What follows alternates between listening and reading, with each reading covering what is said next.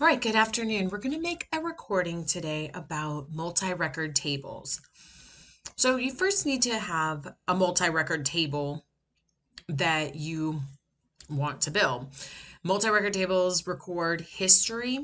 They might record information that you want to collect for a long period of time, history, or you might need multiple records like a clearance for parent one, parent two, and the person in home, or you need 7 references.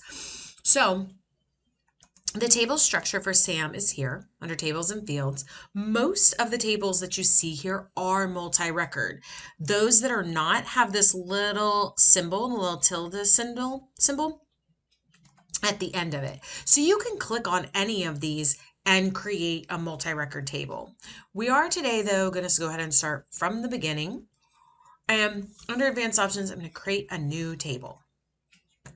So we've got a lot of tables in the system by default. So I'm going to create one based on pets. So I'll choose under the family, and this is so for pets on the application form. How many pets do you have? Tell me about those pets. I'm going to decide where I want it. So a lot of our information around the application form and what's collected there is under these tables that are labeled family details, and then whatever it is. So I'm going to go ahead and mirror that. So I'm going to choose the parent table is going to be the family. And then I'm going to name this table. I'm going to call it family details pets. And then I'm going to select that has multi records per parent table. Now my table is built, it exists in the system, but there are no forms for users to interact with it. So the easiest way to build a form is under advanced options, really advanced options, and then do a multi-record standard form setup.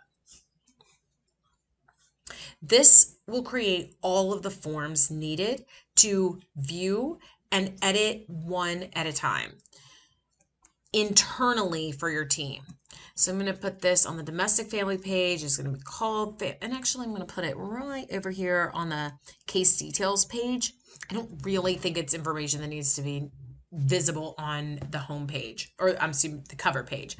So I'm going to choose which form do I want to link it to. I like to mirror everything.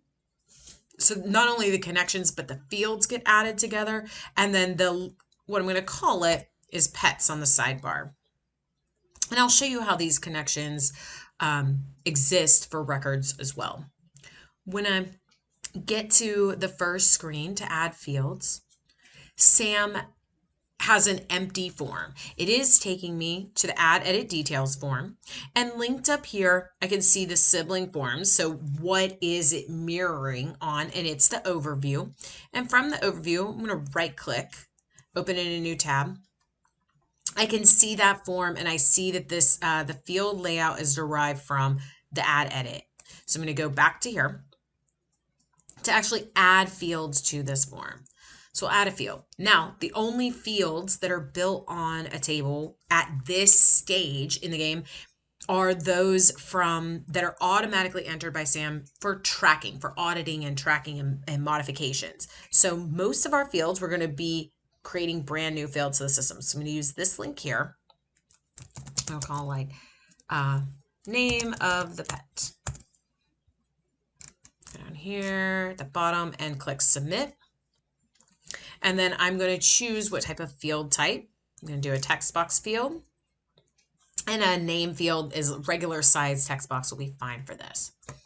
We might add another field for the type of pet. And I could create it as a list or a checkbox list for ease here, because that's not really what we're building right now. We're really primarily talking about the setup. I'm going to go ahead and create it as a text box field as well. So then just type in what type of pet it is. I'll add one more, like birth date of the pet. Or let's go with this, of pet's age. I think it's a little more convenient. And here again, actually, that's a text box field that we can put 2 months or, 10 years or whatever, I think is fine for pets. We are going to be more specific for humans than we are for pets. When I go to the overview form, I don't actually see anything, but at this point in time, I'm going to go ahead and unlink because in the future, I might want to add more details about the specific pet, but I don't really need to see it in an overview form. So I'm going to unlink here. All that does is keep this form with the fields that we added, and the add edit form, oops, let me go ahead and refresh that screen, has all of the fields as well. And if I add a new field here, it's no longer going to be connected here. So now every multi-record subform must be on a main form or a container form. So on the overview, we are linked to the container form, which is the third component that Sam set up in the multi-record standard form setup. So I can see that here, and I see that the subform is here and the overview is here. So what I'm going to do is start to link. Actually, this is linked on the case details, but I can use this form to add to other forms if I wanted. So let's see what we built. Find a family record, and I need a family that's got the domestic case details. Perfect. So I'm going to go to the case details page, and on the sidebar, I've got pets. So when I get here, all of this is set up from that little bit that we did. You can click add, type in Manny, it's a cat, and it's 10 years. Okay, so I can start entering data, and that data gets entered. Multi-record are like this, right? So now I have Tingo, she's a cat, and she's 8 years. Okay, so we start to collect many records, or in the case of like communications or home study records, the history of those records as well.